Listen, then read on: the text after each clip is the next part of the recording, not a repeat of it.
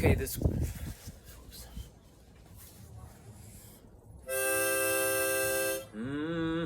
question is from Sociomi, I don't know. But their question is, how do I improve my sprinting time? And you mentioned that there's a hill by you. I think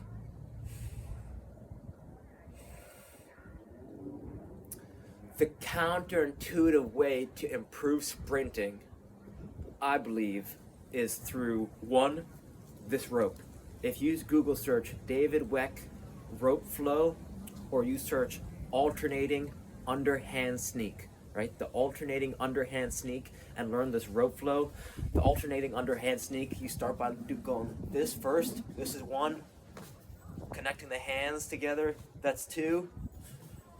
Around the backs, that's three. And then it's wings wide, pick a side, wings wide, pick a side, right? Wings wide, pick a side, come over, wings wide, pick the other side, come over.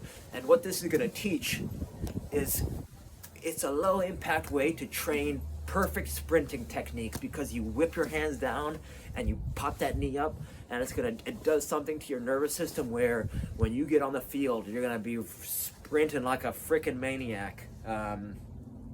David Weck's rope flow, alternating underhand sneak. I made this rope myself. Probably cost me $10. I bring it everywhere I go. I brought it to France. I bring a rope to France, to Amsterdam. I even made some when I was there. This will improve your sprinting technique and ability. That's step one. And I bring it everywhere I go. So if you bring us everywhere you go, it's just a low impact way and fun way to improve every single day, right? If you do the 1 minute a day of this, you're just gonna start to passively, and it's a low way to improve, like a low effort, high results. There's low effort and huge results in terms of sprinting benefits. So that would be my step one. Step two,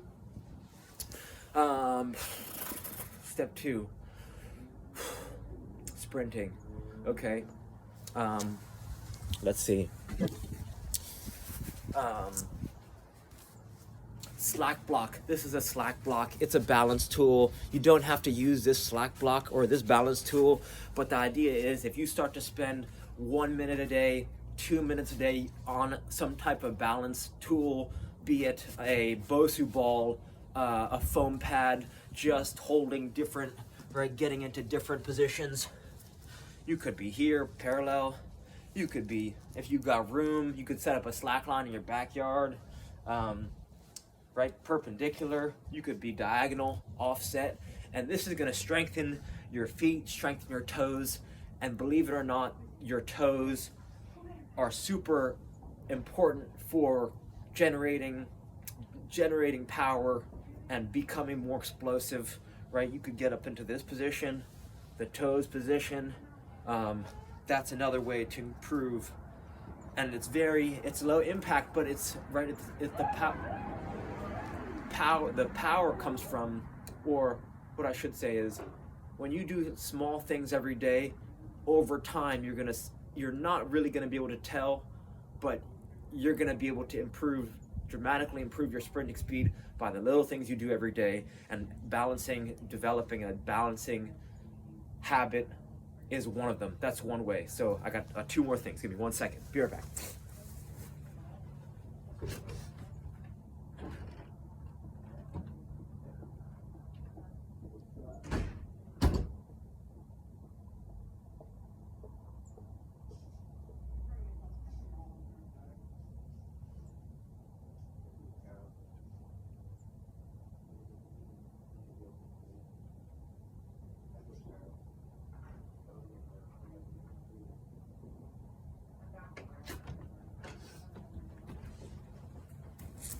Okay, we have another innovation from David Weck, right? So he does the rope flow, he does the Bosu ball.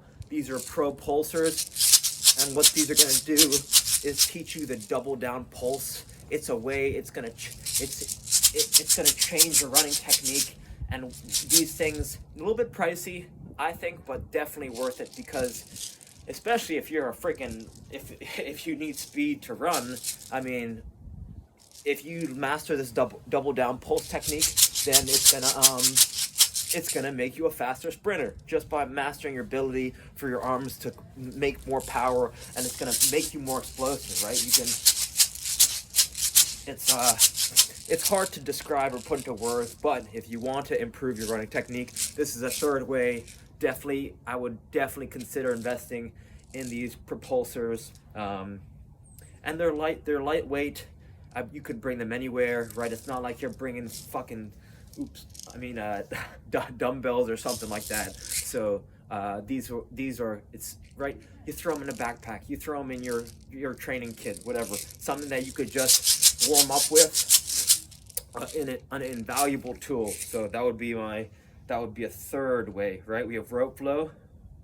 We have slack block. We have propulsors. If you look up Louis Simmons jumping from the knees, right? Anything that'll make you jump higher will make you run faster, and vice versa. So this guy Louis Simmons, right, one of the best strength coaches of all time, he has people get up on their knees, and I have here an 8-pound dumbbell. So you could start first by using your arms to whip down and whip up, and then you could start doing things where, right, you hold the dumbbell, and now you don't have your arms to generate the power, right? So then you could work your way up a progression, you could get a heavier rock, and you could start incorporating jumps into your training routine. You could hold 2 soccer balls, or mix it up. Anything that's heavy, that's a weight, that's going to challenge it. You're going to develop an explosive hips, right? That hip glute complex is key for explosive running and jumping. So that's step 4, or that's option number 4 to help improve, right? With rope flow, propulsors, slack block. This one, or Louis Simmons, right? Louis Simmons jumping from the knees video. If you search number 5, if you search Ziani, Ziani, 7 postures. This gentleman, he's 50 something years old. He jumps higher than anyone I've ever seen before, and the higher you jump, right, the faster you run. So he's got these 7, they're almost active stretching postures. If you learn them, they're gonna help your body. What he says, they unlock your athletic potential. And I've noticed it's a lot of opening that toe, the front toe. It basically makes your feet more explosive. So that's a 5th way, right? A 5th way to improve your jumping and to improve your sprinting. And the 6th way is, if you can even find them, they're called jump soles. And jump soles, it does something to your Achilles tendon, and they're pricey, but if you can find them, jump soles will help. And then I got another thing inside. If you search this is for 6 or 7. If you're serious about it, then I would get this too. If you search at the Bob Calf Master, this is going to help your strengthen your feet and your calves, and that's going to make you, again, more explosive and to improve in sprinting. The reason why I don't think, or the reason why, not that running up or down hills won't help. I actually think running down hills will improve your running better.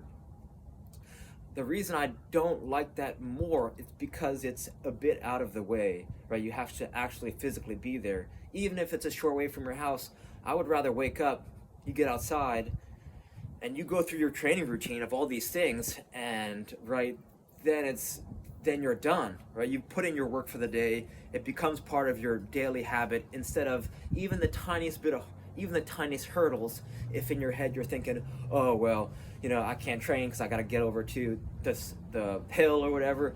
If you've got all your tools, no matter where you are, even if you're at work or you're at home or you got to go somewhere else, if you bring some of these tools, they come with you everywhere. So you're always training. So that's why I think incorporating some of these tools, simple tools in your running or in your training will definitely help. So reach out with any questions, and thank you for your time. Okay.